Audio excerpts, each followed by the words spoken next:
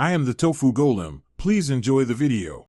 You'll start by confirming your AirPods 4 are actively connected and in your ears. Open the device's Bluetooth panel now. Once done, make sure the media app or system audio control is visible so changes register immediately. You do this because on-device gestures and system volume interact. If the device is muted or another output is selected, adjustments won't affect the AirPods.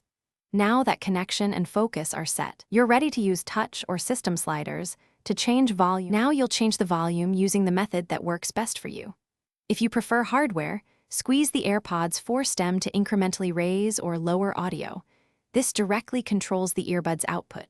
Alternatively, open Control Center or the audio app and drag the volume slider for precise levels. This affects both device and AirPods.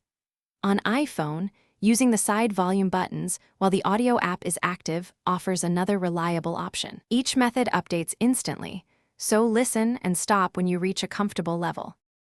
Finish by testing playback across apps to ensure volume behaves consistently. Different apps sometimes apply their own limits. If adjustments don't work, forget the AirPods in Bluetooth settings and repair them. This often clears connection glitches.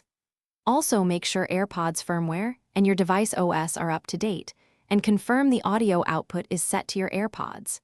If you still have issues, try a quick restart of your phone or tablet. That usually resolves lingering audio routing problems. Thanks for watching. Consider subscribing if we helped you today.